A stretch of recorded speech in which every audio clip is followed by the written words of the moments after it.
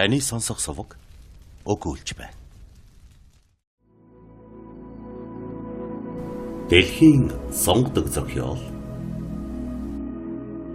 Мөрч зохиолч Джеймс Феннимор Купер 11-р хэсэг 14-р бүлэг Тэр хооронд хөлгийн дээрх амьдрал ажил 90 жирийн байдлаараа явагдсаар байва. Жаспер нуурын эргээс салхи хүлээхийг хүлээж ядан хөлгөн байгаль өөрөө салхи нээл мөрөөдөл болсон мэт санагдана. Өглөө эрт босод сурсан цэргүүд том өрөөнд дэвсгэрээ дэвсээд нэгд нэгэнгүй бүгд хэвтжээ. Тавцан дээр хөлгийн багийнхан дэслэгч Мюр хоёр эмэгтэй энэ хэдэл байна. Арын албаны дарга Мейбелд аятайхан харагдах гэж байдгаараа оролдоно. Гэсэн ч түүний чармаалт ямар ч нөлөө үзүүлж чадахгүй байв. Тийм найрсаг зан гаргаж байгааг нь нэгд цэргийн дарга хүний ээлдэг ааш, нөгөө талаар өөрийн царайлаг байдлын аж гэж Мейбел бодож байжээ. Тухайн байдал нь цоошин гайхмаар сайхан санагдах тул сэтгэл нь хөөрөн баясгаж. Хөлгийн дарвуулыг босгосон боловч агаар түрүүчийнхээс адил хөдөлгөөнгүй, нуурын ус мэлтиж гөлийгөд хөлөг огтхонч хөдөлгөөнгүй харагдана. Мөрний урсгал дагуу хөвсөөр эргээс дөнгөж хугас бээрийн төдий холдож юм бүхэн нь таарч тохирсон сайх үзэсгэлэнт хөлөг яг нэг газар очиод хадагдсан мэт хөдөлгөөнгүй зогсжээ. Залуу Жасперийн дэргэд байгаа Мейбел Мюр нарын ярианы зарим дуулдах шахан байвч Жаспер угаас даруй тэрний дээр үүрэг хариуцлага юу юунаас илүү гэж бодох учраас тэдний ярианд оролцохыг бодсонгүй. Жасперийг хөдөлж барих болгоныг Мейбел сонирхон харж байхад Мюр Магдалийнхаа үгийг барсаар байвч охин хөлгийн дээр болж буй бүхий л зүйлийг ихэд сонирхоод түүний Магдал зулгүй үгийг анхаарахч завгүй байгаа бололт. Яванда Мюрч дууга хумхихад хөлгийн дээр бүр нам гүн болвоо. Төдхөн цайзын ойролцоо нэг газар завны сэлүүрийн чимээ түг хийхэд энэ чимээ яг хөлгийн дээр гарсан дуу чимээ мэт тов тотхон дуулдана. Дараа нь шүн шүүр салдвуу гэлтэй сүрдгийх анир гарч дарвуул хөдөлж самхаг хягтнан клевер хапхийн хаагдах дуултав. Энэ бүгдийн дараа танил дуу чимээтэйгэр хөлгөн ялимгүй хазааж бүгд дарвуул нь бүн хийж эхэлвэ. Салхи гарлаа андарсан. Жолоогоо бариарай гэж Жаспер ахмад цэрэгт хашгирав.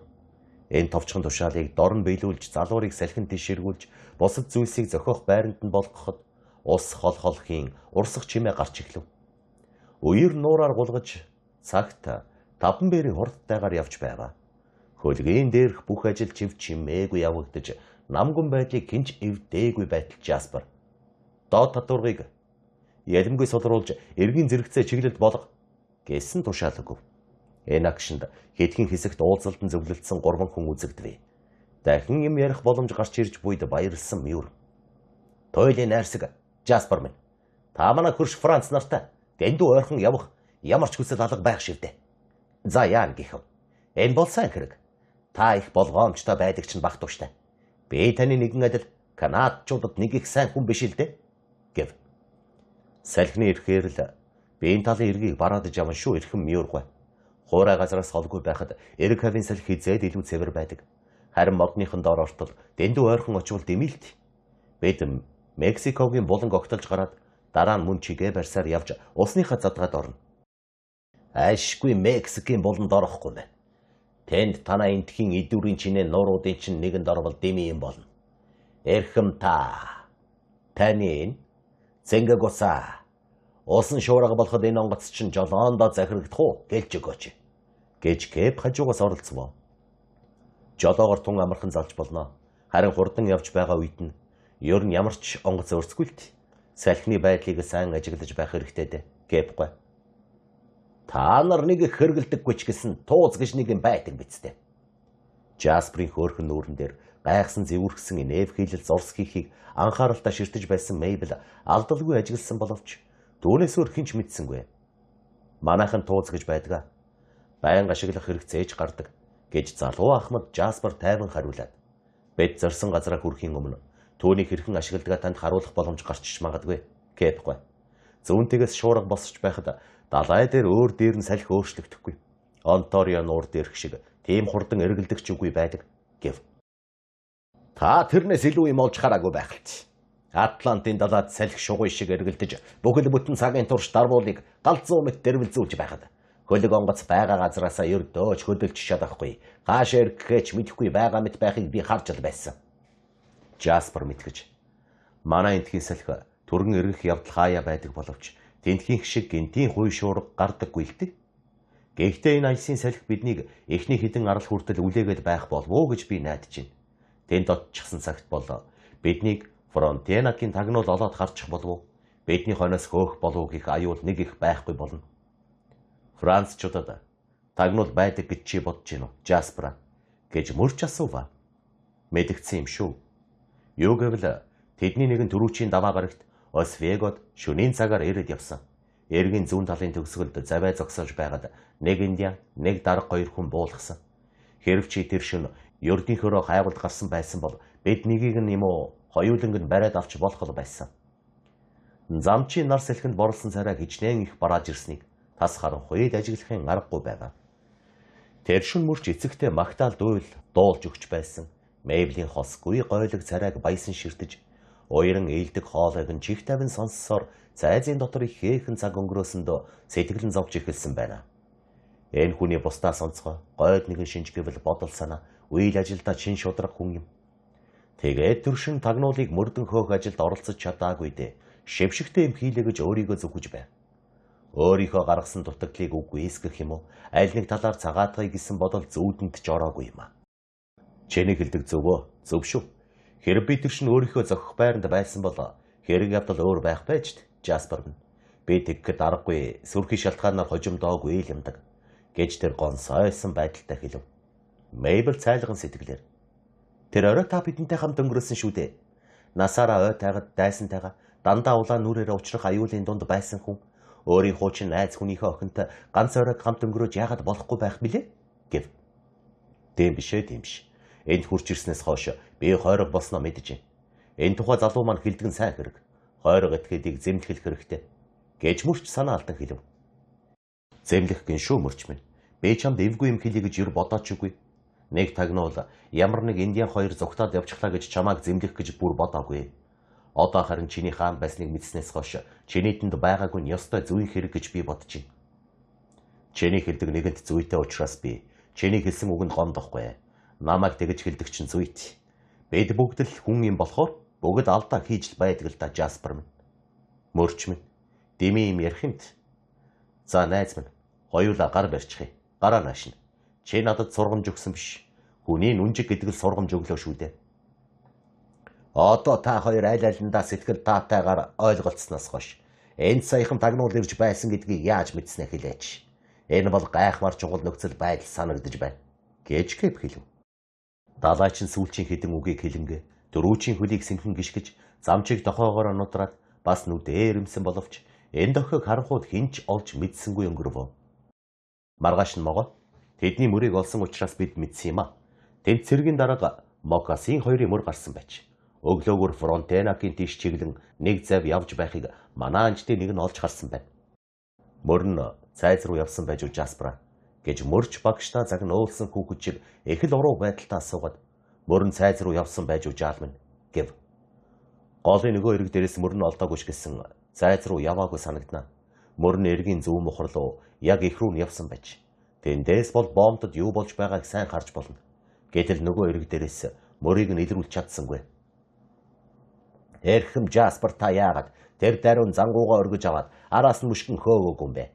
Мегмар гаргийн өглөө цэвэр агаар үлээж байсан. Тийм салхитай үед иймэрхүү хөлөг 9 бэрийн хурдтай явж чадна гэж Кэп хэлв. Хажуугаас нь мөрч. Кэп гой минь. Эн чин далайд бол болдог хэрэг. Харин энд яагаад ч болохгүй. Усан дээр мөр үлдэх биш. Бас Франц Минго гэдэг таарсан чөтгөрүүд тийм жамархан баригдахгүй шүү гэв. Хэрв Жасперын хэлдгээр олз буюу тэр зам өөрөө харагдаж байсан юм бол мөр юуны хамаа байна. Цаад Франц Минго нар чинь 10 хориулаа байлаач гэсэн сайн хийцтэй завтай явж байлаач гэсэн яаж чадахгүй байсан да. Хэрв цэнгэг устаа тэр орой надад хэлсэн бол та бид хоёр тэр муу сайн нохоонуудыг гүйцээд очих байсан да. Тань шиг ийм хашир далайчны зөвлөгөө над мэтийн залуу хүнд ус болохгүй ч гэлээ. Завны хойноос хөөн гэдэг бол хямд бүтэхгүй найдвар муутай ажил байдаг юм да. Кэп гой минь та битгий уурлаарай. Эрэг рүү шахах хэрэгтэй байдаг юм. Эрэг рүү гин шүү. Кэп гомин. Тийм завыг эрэг рүү шахах амархан гэж бодож байгаа бол та манай нуураар явах ухааныг ерөөс мэддэггүй хүн юм. Тэр гайхалч чөтгөрүүд чинь эрэг рүү шахагдах нь гэдгээ мэдмэгц яадаг гэсэн. Шууд л салхисроод эхлэн гэж. Тэгээд ёстой эргэж харахын завгүй 1-2 бэрийн хол газар хаяад явчихсан байдаг юм. Эрхэм Жаспартаа салхитай байхад ийм Самриас шиг жаахан ямаар нуурт орхоос айхгүй.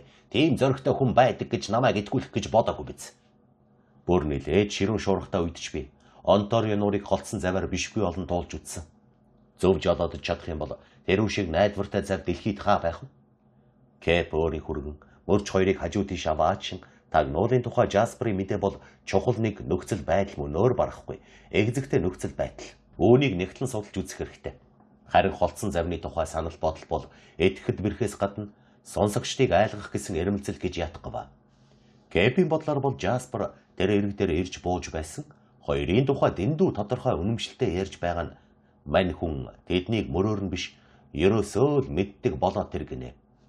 Өмссөн Мокасын хувцсны хувьд бол түүнийг тэр нутагт Индиан цагаан хүн адил өмсдөг өөрөө ч 2 хосыг авч байсан удаатай гин.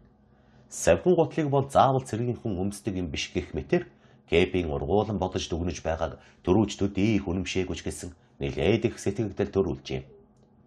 Цайзаас тийм ойрхон зайд тагнуул орж ирж байхад тэр тухай өөрөө ч юу ч мэдээгүй байсан болохоор өөрт нь нэлээд хажиргалтай санагдав бололт. Тиймэрхүү маягийн мэдээ Жаспрын хүлээсэн шууд өргөт падгүй гэж манер үзнэ.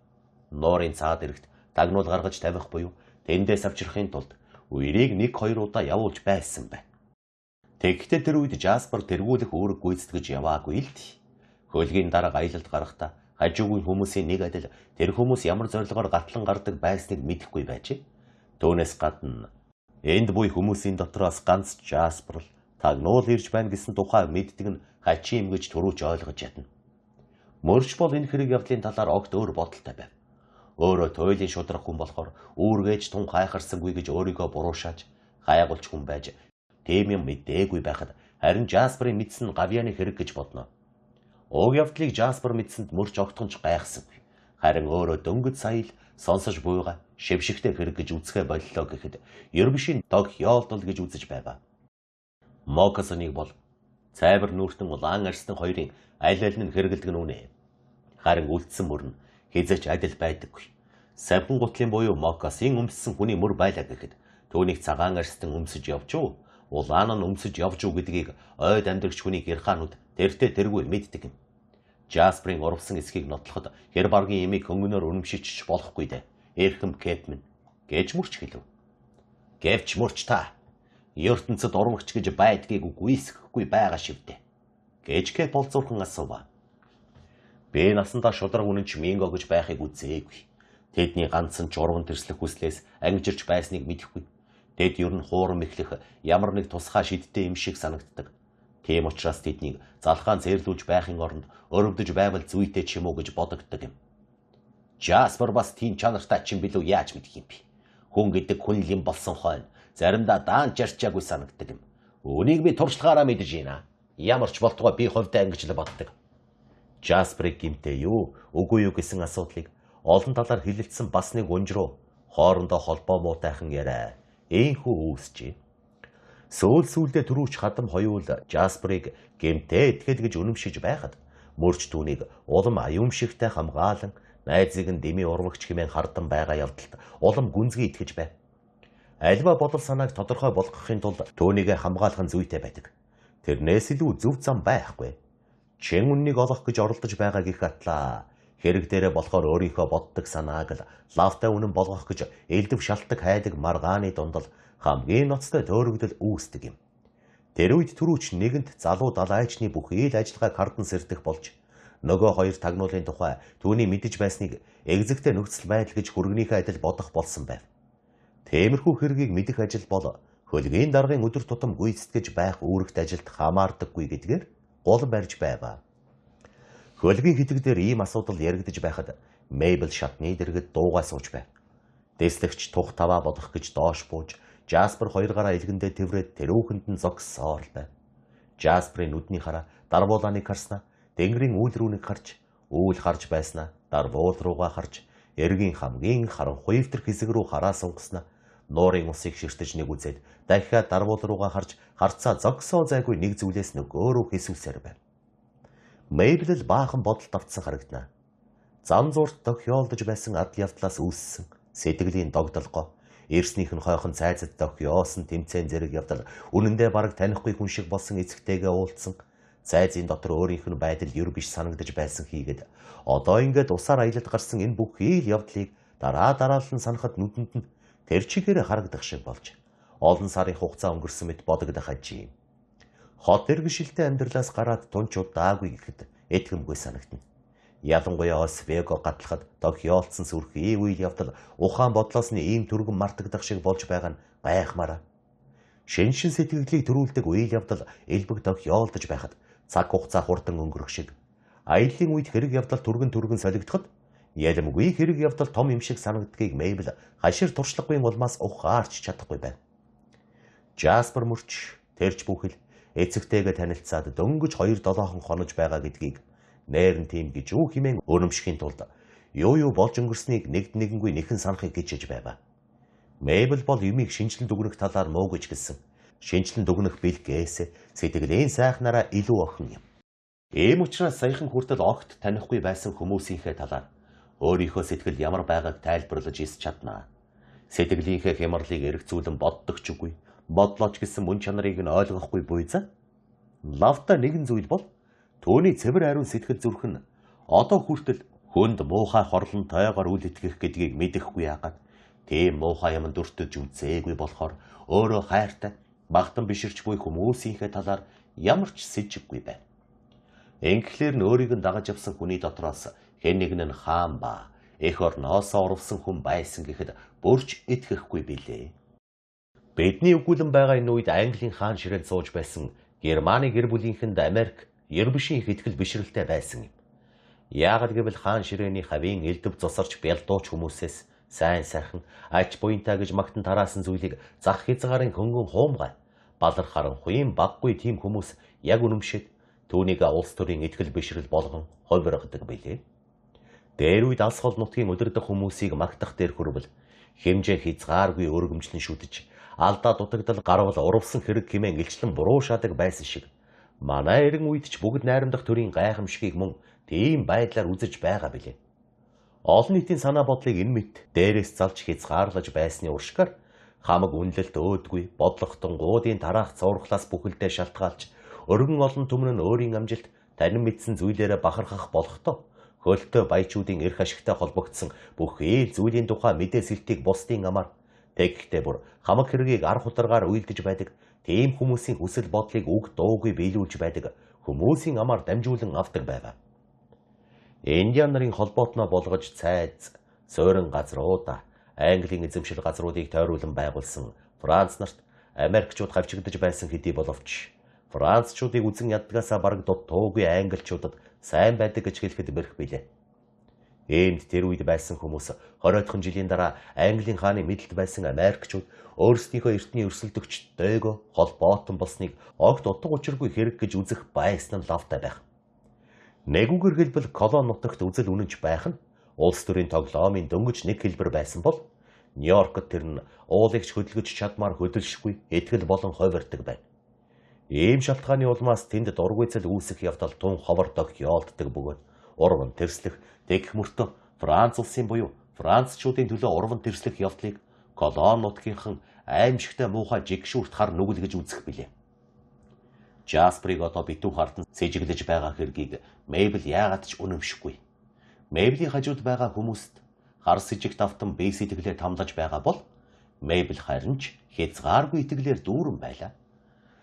Хар сэжгийн сэжүүр чихийг нь хараахан дэлсээгүй байгаа үед анх танилцгаасаа эхлэн чин үнэн сэтгэлтэй хүн гэж Жасперыг бодож эхэлсэн нь энэ хооронд улам баттай болсон байна. Өөрөө бол хизээж тийм хүнд хар муу санаа бодон хардан сэжиглэхгүй билээ. Бодол санаанд нь илэрхий ээлжлэн дүргэн солигдож байгаа. Одоогийн ба өнгөрсөн явдлуудын байдалд хар тол богдохонч суугаагүй бөгөөд сэтгэлдээ хайрлах болж эхэлсэн хүнийхээ талаар ямар ч хар буруу бодох зүйлгүй байв. Дахиад нэгэн хормын төдий бодол болон тийм хүсв. Эргэн тойронд нь түүний сэтгэл санааг үймүүлэн түгшээх өчүүхэн шалтгаангүй байва. Цоошин байдал сэтгэл санаа дэврүүн буй залуусыг залуу занданаас эрүүлэнх аз жаргалт амьдралын намрын тэр сайхан шөнийн нам тайван амгалан байдал улам дэтгэх ажээ. Зунч гэсэн ер нь энэ нутагт үдийл дулаан байдаггүй. Тийм дулаан болж эргийн зүгээс зөөлөн салхи, цэвшээлэн, ой тайгын анхлын ургамлын үнэр танар харахлан. Хөөжтэй биш гэсэн зөөлөн салхи хөлгийг жирийлхэн хөвүүлж байх тул хөлгийн ахмад анхаарлаа өчүүхэн сулдахгүй гэж. Харанхуй байхад хинч тайван байх аргагүй билээ. Гэхдээ Жасперын Мейбелтэй баг зэрэг ярихыг аживал санаа сэтгэл нь их л дэрвүүн байгаа бололт.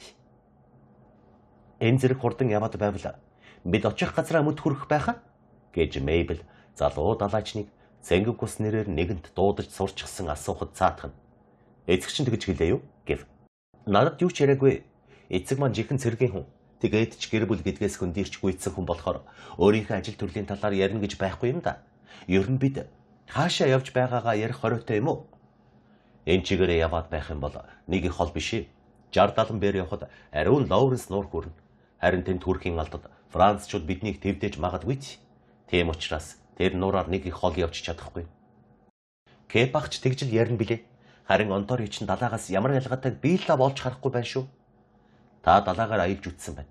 Гэтэл би өөрийгөө далаачин хэмээн боддог мөртөө давстаа усыг үзээгүй яваа хүн.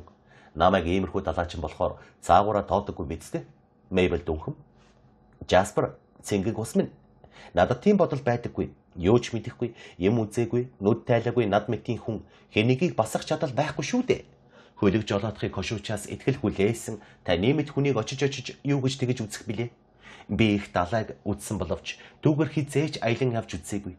Дахин хэлэхэд энэ нур Атлантын далай хоёр ямар ялгаатайг ч мэдэхгүй байна. Далайгаар аялдаг, ийм нуураар аялдаг хүмүүсийн хоорондын ялгааг та юу гэж боддог вэ? Танайх нуураар аялагч биднийг баахан дайрч басамжилдаг болохоор Мейбел та биднийг нэрэ далайчин гэж өөрсдийгөө өргөмжилсэн болохоос биш өчөөхөн амьдад юм гэж бодсон байж мэднэ. Жаспер та санаа бүзав. Би ахыхаа занг сайн мэднэ. Нью-Йоркод байхдаа эрэг хавийн хүмүүсийг ч бас довтлон басамжилдаг шигээ басамжилж байсан юм. Харин аав бид хоёр тэгэж хизээж боддоггүй. Кеп ахман бүр илэн далангуй ярих дээр хөрөвл хуурай газрын цэргийг далай үзээгүй усан цэргээс ч бүр 7 дор гэж ярих хүн байгаа юм. Харин аав чинь хуурай газрын цэргийг бүгдээс дээгүр тавьдаг хүн шүү. Мейбле таныг хуурай газрын цэргийн хүнтэй суулгахыг бодож байгаа байх шүү. Жаспер цэнгэг ус минь намайг цэргийн хүнтэй суулгах гэж юу? Эцэг маань тэгэж байгаа хэрэггүй. Яахлаараа тийм бодол толгойд нь ордгийн. Эндхийн цэргийн ангийн хинтээ намайг суулгаж хэний ихнэр болгох гэх юм бол хүн өөртөө заяасан авиас чадварын зүйлийг хичнээн их дурлан хүсэж чадвал бусад мянган дутагдлаа нөхөж чадах биш үү? Тэгэхдээ бусад бүхнийг мартагдлаа тэгэж дурлан хүсдэг байж болохгүй л тий. Таны хэлж байгаагаар бол аав минь намайг цэргийн хүнтэй суулгах хүсэлтэй. Гэхдээ Освегод тийм хүн ганц ч байхгүй гэж байгаа юм биз дээ. Тэгэхээр би их эвгүй байдалд ороод байна. Юу гэвэл би энэ хорооны дарга нарын нэгний ихнэр болох тийм сүрхий сайнгүй мөртөө эгэл цэргийнх нь нэгний ихнэр болно гэхэд арай ахтгаар байгаа гэж Жаспер таач мэдж байгаа байх. Мейбел ингэж хэлээд царай нь айсан боловч харанхуй байсан болохоор ярилцагч нь ажиглаж чадаагүй маа. Уг асуудал яггүй адармаатай учраас тийм ч хөнгөмсгөөр шийдэж болохгүй тул Мейбел зовсон байдалтай инээмсэглэв. Харин Жаспер түүний байдлыг арай өөрөөр ойлгож байсан байж мэднэ. Таныг хатагтай гэж энэ үгийн заншсан утгаар хэлж болохгүй нүнэ. Үнэхээр тийм, Жаспер. Тэр талаар надад горилох юм байхгүй. Бурхны тааллаар би дислэгчийн охин болж төрсөн. Энэ тавиландаа надад гомдох чамлах чималга гэж үнэн шударга бодолтой охин ам өрсөн хэлв. Гэсэн ч Мейбел минь хүн бүхэн төрсөн чигээр насыг бардаг биш. Зарим тэр байдлаасаа дээш гарч байхад зарим нь доош унаж байдаг. Төрөөж байгаад дээд тушаалын дарга тэр бүхэл генерал болсон хүн ч олон байдаг. Тэгэхээр яагаад дислэгчийн охин дээд даргын гэргий болоод хатагтай болж болдоггүй билээ. Төрөөч дүүнхмийн охины хувьд гэвэл түүнтэй сухыг хүсэх цэргийн дарга хүн ганц гарахгүй байхаа гэж Мейбел инэж хэлв. Нээрэн ингэж бодож гинөө. Тэгвэл 55 дугаар хорооныхан арай өөрөөр боддог байх. Лавл энэ хорооны нэг дарга хүн тантай суухыг хүсэж байгаа байх, Мейбел минь. Нас сүудэр дур хүслийг нь дунгаан бодоход тус хорооны дотор баг тушаалын 5-6 дарга тийм бодолтой байж болохоор Мейблийн толгой дотор загилгаан гэлбах мэт түргэн санагдав. Мэйблийг төрсөн тавилангаасаа дээгүр байр эзэлбэл сэтгэл нь ханах хүн гэж бодвол түүний дүрийг хагас дутуу бөгөөд буруу ухаарахад хүрэх билээ. Мэйбл төрхөөс заяасан хувь тавиландаа сэтгэлд уяг байдаг гэж ярих нь үнэн боловч өөрийн олж авсан боловсрал хүмүүжлээ бодвол дээгүр аж төрөх чадвар чансаатай хүн гэдгээж бас ухаарч байв. Гэтэл Мэйбл бол гэр бүлийн асуудлыг гагцхүү нийгэмд эзлэх байр суурийн үүднээс үздэггүй тийм цэвэр ариун бодолтой бүсгүй хүний тунг ярхаа соргог ухаантай тул дээр дурдсан бодол тархинд нь санаандгүй хөндлөнгөөс гялалзан орж ирээд алга болжээ. Тийм төр зур гялалцсан орж ирээд алга болдог бодол бол хүмүүжлэр бий болсон бодол байхад өөрийнх нь хатуу баримталдаг тогтмол зарчмын бодол нь түүний жинхэнэ хүн чанар зарчмаас гарч байв. Тийм тэнийгийн бодох цэргийн дарга 55 дугаар хороонтч өөр хороонтч баймааргүй юм. Тийм ганц ч хүнийг би мэдэхгүй байна. Би ч өөрөө тийм тэнэг юм хийж цэргийн даргатай суухгүй. Тэнэг юм ярьж байна Мэйбл минь. Тийм ээ тэнэг хэрэг Жаспар минь. Хүмүүс юу гэхийг та надаас ч илүү мэднэ. Суусан хүн маань царай зүс гойлог биедэн шохоорхож байж доод тушаалын дөрүүчийн охинтой суучглаа дими болов гэж амаа барих дээр хүрвэл би туйлын их гонсайх болно. Нөхөр чинь аавын чинь тухай бодохоос таны тухай илүү бодох байлгүй. Мэйбл нилээд мэрэлттэй зоримог ярьж байснаа Жасприйн завсарт нь хэлсэн үгийг сонсоод хэдэн хормын дотор юу ч хэлж чадахгүй төр дуугүй байснаа үгээ нилээд цэнэх маягтай болоход анхааралтай хүн бол ялимгүй гунигтай болсныг нь гадарлах билээ. Эцэг охин хоёрын санаа нийлж байх ёстой. Хоёул нэг боталтай, нэг зүрх сэтгэлтэй байх ёстой. Үзэл бодлоор адил байна гэдэг бол суусан хоёроор барахгүй. Бусад ойр дотны хүмүүстэй ч аз жаргалыг бодоход чухал. Хамгийн гол нь нөхөр эхнэр хоёрын аль нь ч өөрийгөө золгүй амтан болсноор бодох онцгой шалтгаан байх ёсгүй. Энэ хорвоо тэртээ тэргүй зовлонгоор дутсан биш. Цэргийн дарга хүн учраас л суухгүй гэж байгаа юм байна гэж таны тухай ойлгож болох байна уу, Мэйбл? Та надад ийм асуулт тавих хэрэгтэй гэж бодож байна уу, Жаспра? Гэж Мэйбл инеж хэлвэ. Таныг аз жаргалтай яваасаа гэж халуун зүрхнээсээ хүсэх өөр ирэх надад алгаа. Энэ маанч дэндүү чамдалттай. Эцэгч нь таныг дислэгч мөрөөртэй суулгах гэж байгааг сонсоод зэтгэл бүрч их түгшин зовох болсон юм. Миний эцэг тийм тэнэг, тийм харгас хэрцгий бодол сийхгүй. Таныг арын албаны даргын авгаа болоосоо гэж хүсвэл тийм харгас хэрцгий бодол болж таарах нь. Би энэ тухай юу бодож байгаагаа танд нэгэн дөрөв хэлж байсан болохоор одоо түүнээсээ илүү үнэмшилтэй хэлж чадахгүй байхаа. Би нэгэнд таны асуусан зүйлд элен далангүй хариулсан болохоор харин та миний эцэг тийм бодолтой байгаа юм гэдгийг ханаас дуснаа надад хэлж өгөхгүй юу? Таны суух хүнийг нь олж сонгосон гэж өөрөө надад хэлсэн болохоор өөрөөс нь дуусан хэрэг шүү дээ. Ганцхан удаа биш хэд хэдэн удаа сонссон. Хөлөгт ачаа тээж ачиж байх зуур бид хоёр ярилцж байсан. Мюр даргач таныг гуйх бодолтой байгаа гэж надад ярьж ирсэн. Энэ бүгдийг нийлүүлж бодоод мэдснээ танд хэлсэн юм шүү. Хайртай эцэг минь өөр хүний тухай хэлж байсан байж болно шүү дээ. Миний эцэг ноён Мюрийг бодож хэлсэн байна гэж таны хэлснээс уламжлан бодох үндэсч байхгүй шүү дээ. Гэж Мэйбл сэтгэлийнхээ хөдөлгөөнд өөрийн ирэхгүй хөдлөгдөн буй мэтэр үгээ зөөн зөөсөр царай улааж улалцсаар ярил. Тэртээ тэргүй ил байгаа юм биш үү Мэйбл? Арын албаны дарга юу гэж энэ аялалд явах болоо вэ? 1000 арал руу явах аянд энэ хүн урд нь явах хэрэгцээгүй гэд ёр явдаггүй байсан шүү дээ. Энэ хүн тантай суухыг бодож эцэгч нь суулгыг гэж шийдээ тэр биш үү? Ноён Мюр таныг эргүүлээд байгааг та мэдэхгүй байна гэж үү Мэйбл? Мэйбл хариу дуугарсангүй. Арын албаны дарга өөрт нь сүйд болж буйг Мэйбл эмэгтэй хүнийхээ зөнгөөр гадарлаж байсан боловч Жаспарт мэдэгдтэл тийм их сонирхож байсныг нь мэдээгүй юм. Эцэгтэйгээ ярилцсанаас үзэхэд өөрийг нь хүнтэй суулгаж хантай болгох талаар үнэхээр их бодож байгаа нь мэдэгдэж байсан боловч Мюртэй суулгах гэж байгаа гэж яавч бодож чадахгүй байв. Одоо ч гэсэн үнэмшиж чадахгүй байваа.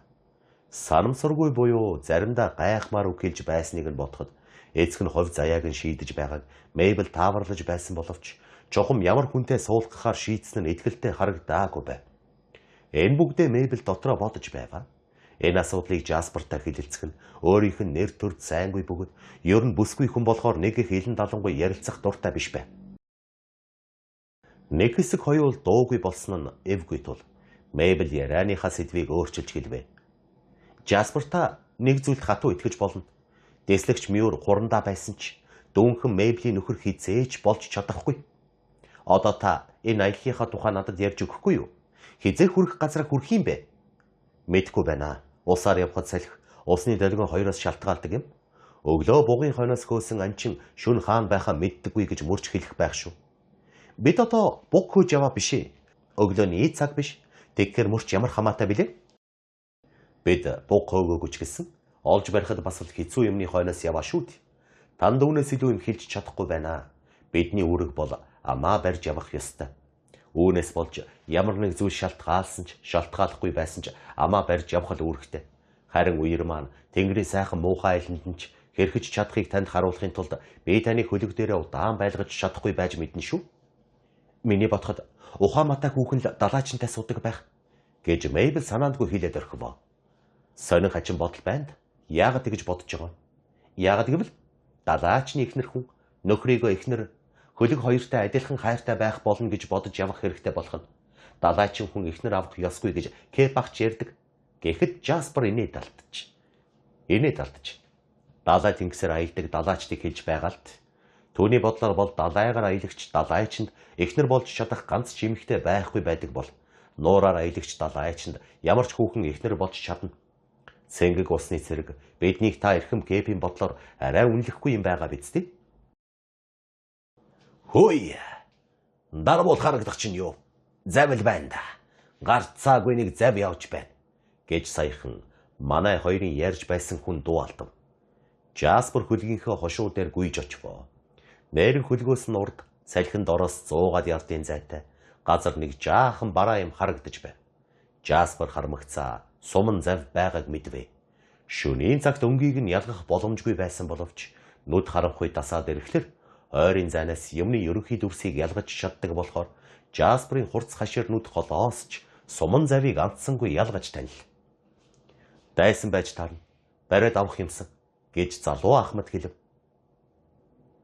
Хар хүчээрээ сэлүүрдэж байгааг нь хараарай. Бидний урдуур гараад салхи сөрөх санаатай байна. Тэгвэл бидэнд гүйцэтгэхгүй хашир бугыг цанаар хөөсөнтэй адил юм болно гэж мөрч хэлвэ. Салхиуд эцээхэн залаарай. Байдаг чадлаарай. Чинээнд нь тултал гэж Жаспер жолоо баригчтай хашгираад уухай зүйтэй тэгээд хурдлаарай гэв. Залуурч тушаал ёсоор гүйцэтгэхэд үер усыг хав зүсэн гялалцаж ганц хоёр хормын дараа нөгөө завыг гүйцэн хаашаач булдах аргагүй болгов. Жаспер өөрөө жолоогоо барьж авхаалж болгоомжтой хөдөлгөөнөөр хөлгөө завны дэргэд тулган очиж цаламд нь зогсоов. Завинд хоёр хүн байл. Тэр хоёрыг хөлгийн дээр гараад ирэхэд тэр хоёр гарч ирвэл Гэлбэр эхнэрийнхээ хамт байгааг хөлгийнхэн бүгд үзвэ.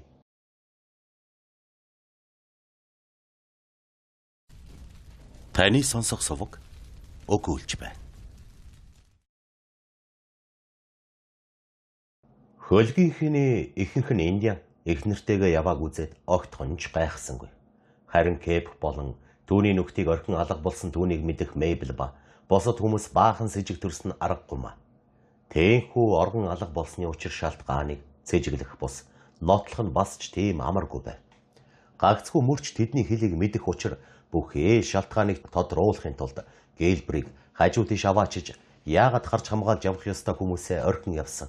Энэ хооронд хаан байсныг асуув. Гэлбэр асуудлыг тайвнаар сонсоод ер нь Индиан хүний зангаар бие тун сайн барин хариулж байв. Өөрийн оргосон шалтгааныг энгийн учир байдлаар нээрнж аргагүй юм уу гэмээр тайлбарлажээ. Кэп биднийг нуугдсан газар дайсанд нэгэнд мэдэгдсэн болохоор тэндээс эртхэн гарч зайлахгүй бол бүгд толгой дараалан хідуулна гэж лавтай бодоод л бушууган гихч нь ойруу битүү шугуу руу орчихсон юм гин. Нэг үгээр хэлбэл амиа авч гарах санаатай л оргосон гинэ. Мөрч үгэнд нь үнэмшиж буй царай айлан. Тэгвэл нөхөр минь чи зөв юм хийсэн байна. Харин эхнэр чинь яагаад хамт явсан байна гэхэд Гэлбэр. Цаймар царайтай эхнэрч нөхрөө дагаж явахгүй гэж юу. Мөрч ч гэсэн тэгхтэр хүрвэл хайртай хүүхэн маань араас нь ирэх нүү гэж эргэж гарахгүй гэж юу гэв. Ингэж хэлснээр загтансан газар майчих шиг болж мөрч өөрөө бодох болов. Өөртөө ямагт хамт явсан хөөрхөн ааштай Мэйбл ухаан бодолд нь улам орж ирэх болов. Гэлбэр чухам яагаад гэдгийг ухаараагүй боловч өөрийнхөө хэлсэн тайлбарыг үнэмшилтэй болж байгааг мэдээд өөр юу асуухыг нь дэвчээртэй хүлээн зогсноо. Мөрч өөрийн ирэхгүй нэг хэлээс нөгөө хэл рүү шилжин англиар. Аргагүй зүйтэй л хэрэг юм да.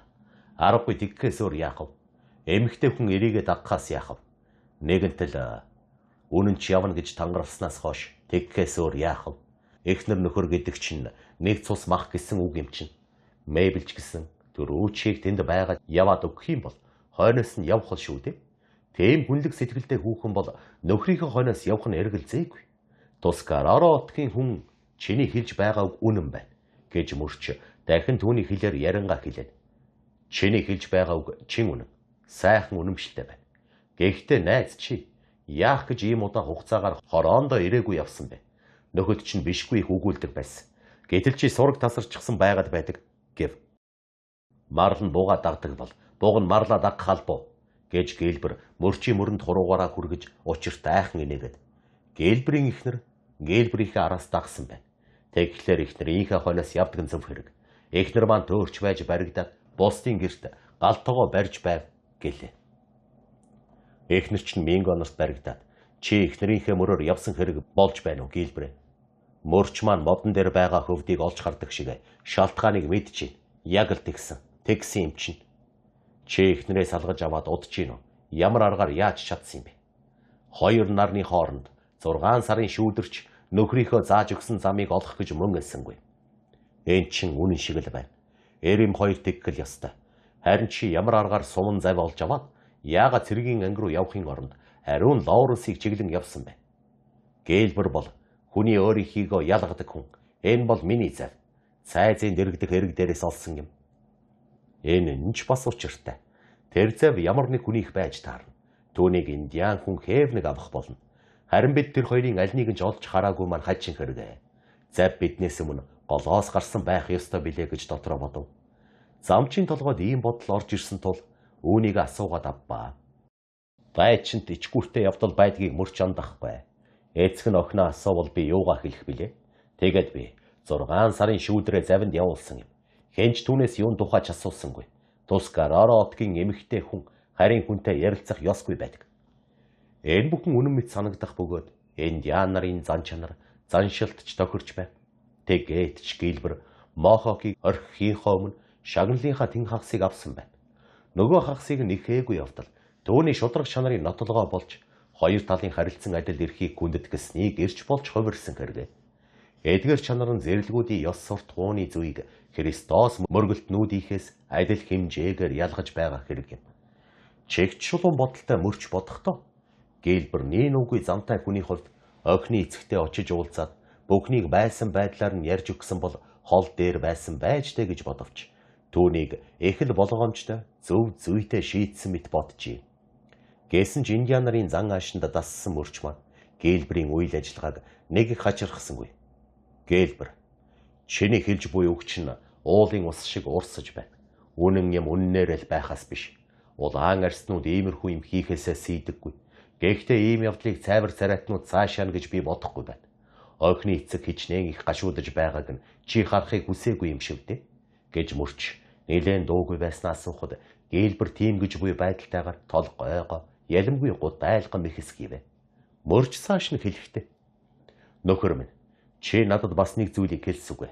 Тэгвэл чиний овоохой Ингизийн бүх байшин хоёрын завсар ямар ч үйлгүй болон цэлмэн. Хэрв чи энэ өчүүхэн манан үлээгээд сарниулж чадвал нөхөд маань чамайг галынхаа дэргэд сууж байгаагаар харах бөгөөд чээж тэднийг маань зэвсгээ хажуу тийш тавиад цэрэгэрийн хэрэгэ мартлаа гэдгийг олж харах болно. Яагаад Гэлбэрийн суман зав дайснаас өөр хинч байдаггүй. Ариун Лауренсийн зүг хандсан байв. Яагаад мөрч нөхдийнхээ хамт бас тэр зүг харж явсан байдаг билээ. Гэлбэр Ингизийн харж яваа зүг харж явж болно шүү дээ гэж манер хэнэгч үгүй өөдөөс нь асуул. Үннийг хэлэхэд Гэлбэр минь бид бол энд гайвал хийж байгаа улс. Нэг үгээр хэлбэл бид бол эзэн хааны хэрэгээр энд байх эрхтэй улс. Энэ талаар бид ингэж ярих эрхгүй ч гэсэн яах вэ? Үннийг хэлэхэд хэрэгтэй болов уу гэж бодоод хэлчихлээ. Гэлбэр бол том хөлгийн барааг олж хараад цэнгэг усны царайгч хармаар болсон юм. Үдэш овоохой руугаа буцахдаа нарны зүг явж байснаа залуу далаачныг нөгөө зүг явж байгааг хараад эргэхгүй юу? Цэнгэг ус, Гэлбэр хоёр тэгээд нэг чигт орж орхисон байна л да. Энэ бүгд чин үнэн бол Тускараараа отгийн чи бидний дуртай зочин болж бугын мах идэрэ. Тэгээд саламц. Нар бидний араар амархан шингэл бид ч урагшаа явж байгаа болохоор хэрэг буцахгүй бол уг зорьсон газраасаа дэндүү холдож ирхэн. Мөрч нөхөд дээр очиж Гэлбэрээс олж сонссон бүхнээ ярьж өгөхөд Жаспераас бусад нь тэр Индианы үгэнд итгэх янзгүй байв. Харин мөрч өөрөө бол дургүйг нь хүргэж байсан тэр хүнд болгоомжтой хандхан зүйтэй гэж бодох хатлаа. Хэлсэн ярьсанд нь итгэхэд бэлэн байв. Кэп мөрчийг ярьж дуусмагц. Тэр этгээдийг одоохон баривчлан авлах, хэрвээ хөлгийн цагдаагийн хамгаалах хэсэг байдгийн бол түүндээ шилжүүлэх хэрэгтэй. Тэгээд буудал хүрсэн цагта цэргийн шүүхэд шилжүүлэх хэрэгтэй гэвэ. Баривчлах нь хамгийн зөв. Харин онгоцсон дээр байгаа цагт түүнийг гавлах хэрэгцээгүй гэж түрүүч хэлээд өглөө түүнийг байцааж дуусгая гэлээ. Тэгээд Гилберийг дуудаж хэрхэхээр шийдснээ мэдэгдэв. Индианы тэр шийдвэрийг баргар царайлан сонссон боловч эсэргүүцсэнгүй. Харин ч Америкийн уугуул нутгийн хүмүүсийн чанараар өөрийн хувь заяан тохиолдох альва явдлыг тайван даруухнаар хүлээж аваад тавиландаа захирагдав. Тэр өөхөн хажуу зогсох хоорондоо тэнд болж буй бүх ээл явдлыг шимтэн ажиглаж байв. Жаспер хөлгөө эргүүлэн дарвуулаа хийсгэн урдынхаа чигийг барин хөдлөв. Харуул манаага гаргаад унтаж амрах цаг болж байв. Бараг бүгд ээрээ доош бууж гагцхүү Кэп, дөрөвч Жаспер бас хоёр далайч нь л тавцсан дээр үлдчихэ. Мөн тэнд ялимгүй зайдуухан Гилбер бардам байдалтай Афган Индиан хүүхний ёсоор их л даруй дуулууртай байдалтай зогсож байв. Эхнэр чинь доош буувал миний охин цаатахад чинь аятайхан унтах газар олоод өгнө. Харин чи өөрөө дарвуул дээр унтаж орхихгүй юу гэж түрүүч эхэл нөхөрсгөр хэлээд өөрөө тавцангаас буухыг завтаж байв. Би эцэгтэй талархдаг. Тус Гаророгийнхан ядуу улс биш. Эхнэр маань завнаас хүнжил дэвсгэрээ аваад ирэг. Найз минь өөрөө л мэдтээ. Бид чамайг баривчилж байгаа боловч ямар нэг зүйлээр хавчих гэсэн юм биш. Эхнэрээ явуулаад хүнжил дэвсгэрээ авахул өөрөө буугаад сэлүүрээ бидэнд авч болно шүү дээ. Гэснээ түрүүч дууга намсгаж Жаспер минь хөлгийнхэн маань таг унтаж орхиход ямиг яаж мэдэх вэ? Сэлүүрийг нь авчихсан дээр шүү гэв. Жаспер тгийг гэлээ. Гилбер эхнэрийнхээ хамт үг дуугүй зөвшөөрч доош буугаад эхнэртээ нилээд ууртай үг хэлж буй сонстов. Эхнэр нь хийсэн алдаагаа засаж нөхрийнхөө зааж өгсөн өөр хүнжлийг эрж байгаа бололт. Төрөөчийнхийгээ хажуу тийш болгоод байв. Төрөөч нойр хурч нүд нь анилдаж эхэлсэн тул Гилбер тэр хоёр хидэрхий удаж мөнгнаад буй мэт санагдсанд яаруулж. За бошуул да Гилбер. Гараа нааш нь орой болчихлоо. Бид чинь дохоогоор эртхэн унтаж дасчихсан улс байгаа юм. Гэхэд хариудна. Гилбер одоохон гарлаа. Гээд хөлгийн хошуу тал руу явснаа. Хутган ганц гялс хийгээд завийг хөлгөөс уйсан тэн олсыг тас огтлов. Хөлөг хөдөлсөн чигээрээ явсаар байхад зав нүд эрэмхийн зургүй хөдөлгөөнөө саагаад бараг дороо зогсов. Тэгээд зугтан эхэлвэ. Энэ явдал маш санамсаргүй гинэт болсон тул энэ тухай түрүүч нөхдөдөө хэлж амжаагүй байхад нилээд холдож амжсан байв. Гилберийн арга мэхийг тэд тааварлсангүй ажээ. Салхины өд хар хүчээрэй гэж Жаспер хашгираад өөрөө хамжилцав. Хөлөг салхины өдөөс дөргөн эргэж хамаг дарвуулаа хийсгэн шалмгай хөдөлсөн хэдий боловч хэчнээн хурдан шалмаг ур чадвартай хусгийн хөвсөн боловч Гилбер түүнээс ч илүү хөнгөн шалмаг явна. Сэлүүрээ авч сэлүүртгэн туйлын дадамгаа овсгойтой харагдана. Бас ихнэр нь туслах тул зав нь хурдан гулсна. Салхины эсрэг баруун урагш эрг рүү чиглэн сэлүүртэж хөлгөөс аль болох холдохыг хичээж байгаа харагдана. Үер хөлөг хичнээн хурдан шалмгай хөвлөөч гэсэн эрэгт ойртохын алдад чигээ өөрчлөхөөс өөр аргагүй. Хэтэрхий хазааж болохгүй учраас завийг гүйцэх боломжгүй болж буй гэж Жаспер мэдээд. Гүйцэтгэхэ боллоо. Залтай мөн новш салхисүрч байгааг нь манай хөлөг яагаад ч гүйцэхэ байлаа гэж хөлөг зав хоёрын хоорондын зайг багт заалан хэмжээд хэлв. Бидэнд зав бий шүүт. Бушуухан буулгаад хойноос нь хөөчгий гэж түрүүч Гилберийн араас хөөх гэсэн их хүсэлтэй автан залуу хүн шиг сэтгэл хөдлөн хашгирав. Ашиггүй. Тавцан дээр мөрч байсан бол оролдоод үзэхэд болох байл. Биднийг зав болгох гэсээр байтал 3-4 минут болно. Энэ хооронд Гилбер арилаад өгнө. Жасперийн хэлдэг үнэн болохыг Кэп түрүүч хоёул үнэмшвэ. Хамгийн туршлагатай далайчин ч үнэмшихээс өөр аргагүй үнэн байв.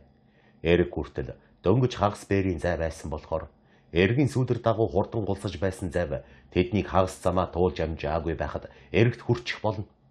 Хөнгүй хоосон завыг нь олзолж болох байж магадгүй боловч энэ бол хүнд ч хэрэггүй явдал байв. Гилбер завтайгаа үлдсэн байлаа гэхэд нуурын усанд дахин гарч ирснээс их ээхэн ядаргаатай ч гэсэн ой модоор дамжин нөгөө эрэгт гарах нь дүүнд аюул багтай. Хөлгийнхөө жолоог дахин баруун тийш залах болоход Хөлөг нь их зэргээд ээл амьд амтан мэтээр өөр хурдаар явж ихэлвэ. Жаспер энэ бүгдийг хийхдээ огт дуугарахгүй бөгөөд хөлгийн бусад ажилтнч чиг инхээ хийх зүйлийг мэдэх тул үүргээ зохих ёсоор солио гажуугүй сайхан биелүүлж байв. Хөлгийн дээр ийм ажил болж байх зуур Кэп түрүүчийг товч ноосонд барьж их тасалгааны өдрөө аваачиж хүн үгийг нь үл сонсох газар болоод өөрийнхөө хэтэрхий мэргэнд бодох ухааны шавхагдшгүй уурхайг нээж алдав. Дүүнхэн гэж ягаж энэ явдлыг улс суурьтай бясалгаж үлэмж болгоомжтой авч үзэх шаардлагатай байна гэж том муухай зэвүүн байдалтайгаар хэлв. Кэп минь цэргийн хүний амьдрал байнга бясалгаж болгоомжтой байхыг шаарддаг л да. Хэрэг бид энэ зах хязгаарт аль альнийг нь аль гууралсан бол бид толгойнхоо хуухнаас алирт салсан байх ёстой. Гэлбрийг баривчсан явдлыг нэг нөхцөл байдал, оруулсныг нь бас нэг нөхцөл байдал гэж үзвэл таарна. Тэр хоёр явдлын хариуцлагыг хэн билээ? Тийм. Жаспер цэнгэг усал хүлээх ёстой. Энэ бол үнэхээр нөхцөл байдал мөн. Гэхдээ дотроо зөрөөнтэй. Индианы оргосон явдал энэ залуугийн эсрэг, Индианыг баривчилж авсан явдал түүний төлөө нөхцөл байдал болж байна да. Хаанаас тийм байх вэ? Нэг нөхцөл байдал нөгөөгөө хэрхэвч үгүйсгэхгүй. Энэчлэн хоёр үгүйсгэл бас байдаг шүү дээ. Хуучин хашир далайчны үгийг дуулъя гэж бодож байгаа бол төрөөч минь. Хөлгийн болон хүмүүсийнхээ аюулгүй байдлыг хангах арга хэмжээг ганц чором алдалгүй авах хэрэгтэй. Энэ хөлгөрхгүй юм чинь 6 үзээлийн хурдтай ахиж явна. Гэтэл энэ цөөрмийн хэмжээ даан чүчүүхэн болохоор өглөө болоход бид Францын зогсоолд очоод оройн тэдний шоронд орж байж мэдгэл байна. Нээр нь тийм болж мэдгэл юм. Тэгээд ах минь намайг юу хий гэж байна да. Эрхэм цэнгэг усыг нэн даруй баривчилж харгалзагчийн мэдээлэл шилжүүлээд надад хөлгийнхөө удирдлагыг өгөх хэрэгтэй. Хөлөгч найрмих чи өөрөө энтхийн цэргийн тэргүүн болохоор ингэх бүрэн эрх мэдэлтэй шүү дээ. Төрөөч дүнхэм энэ саналыг зүйтэй эсэх тухай цаг гаруй эргцүүлэн бодол. Уг нь шуурхай шийдэмгий хүн боловч шийд гаргахлаа ихээхэн бодож боловсруулдаг зантай хүн билээ. Хорооныхоо зэргүүдийг үргэлж ажиглаж байдаг болохоор Жасперийн талаар дандаа сайн талын юм боддог байв. Гэсэн ч хардд сэрдэг хорт муу санаа сэтгэлд нь нэгэнт гүнзгий шигдсэн байв. Үйл итгэж болох үндэс байгаа мэт баримт гарч ирж байсан. Бас Франц нарын ов мэхнээс айж байсан нөгөө талаар дуунхан болгоомжтой байгаарай гэж захиж байсан. Энэ гурван зүйлээс болоод Жасперийн тухай урдын сайн сайхан бодол дотор оосон шахагдан гарахад хүрчээ. Тийм бэрх байдалд ороод түрүүч маань хөлгийн дээр явж буй хамгийн том албаны хүн арын албаны даргын санал бодлыг сонсохоор шийдэв. Түүнийг юу хэлхийг нь дагах албагүй байсан боловч саналыг нь сонсох нь зүйтэй гэж боджээ. Өөрийнх нь талд яавал дээр болох бол гэж боддог хүнээс зөвлөгөө авна гэдэг бол ашиггүй байдалд. Тийм байдалд асуусан хүнийхээ эрмэлзлийг асуугдагч нь бодолцдог юм. Тэгэхээр шудрах шийд гарна гэсэн юмгүй. Тухайн үед Кэп саяын болсон явдлыг өөрийнхөө бодож санаж байгаагаар нэгэд мөрчөд ярьчихсан байсан болохоор бүрж дэмий талтай болоод байв. Хуучин далайчин бас тийхүү ярихдаа хүний эрх ашигын үүднээс хэрэг явдлыг хэрхэн үнэлэх тухайг Мюрт сануулад амжсан байв. Мюр хэдийгээр зарим талаар эргэлзэх талтай байсан боловч дүүнхэн болон түүний охины сэтгэлд юм хийчихгүйг бодолцох ухаантай хашир эрэлт. Хэрэг явдлыг танилцуулсан байдал нь Жасперийг түр удирдлагаас зайлуулан харгалзах нь зүйтэй гэх шийдийг зүйтэд үзэх болгосон юм. Тэгээд Мюрийн хэлсэн саналын дагуу дүүнхэм нэн даруй арга хэмжээ авах болов. Дүүнхэм олон таван үггүйгээр шууд Жасперийг хөлгийн удирдлагаас түр огцруулж хадмаа оронд нь тавих болов гэж мэдэгджээ. Жаспер зүй ёсоор гайхаж доромчхон байсан боловч дүүнхэм тайван байдалтайгаар цэргийн албаны ажил нууц байдлыг хатуу шаарддаг ийм арга хэмжээ авахаас өөр аргагүй болоод байна гэж шууд хэлв. Төрөөч өөрийн сэжгийн талаар юу ч мэдэгдээгүй их ээхэн болгоомжтой байсан учраас Жасперийн гайхах нь багассангүй. Тэглэж гисэн цэргийн алба үүргийг дуугүй биелүүлдэг заншлаараа Жаспер тушаалтан захирагдав. Өөрийн мэдлийн хідэн хүндээ тусгай шийд гартал та нөхөд Кэпийн удирдлагаар ажиллана гэж өөрөө мэдэгдэв. Гэтэл ганц Жасперийг биш бас түүний гол туслагч бөгөөд олон жилийн турш чухал үүрэг гүйцэтгэсэн учраас хөлөгтөө лоцман гэж алдаршсан туслагчийг нь ч огцруулсныг сонсоод Жаспер их дургүйн хүрсэн боловч дорхноо тэр байдлаа нууж чадсныг нь харсар ихтэй Кэпч ажиглаж амжсангүй. Иймэрхүү нөхцөл байдалд ялимгүй далин молдвол цэжиглэх шитгээдүүд юу ч хийж мэдэх байдаг билээ.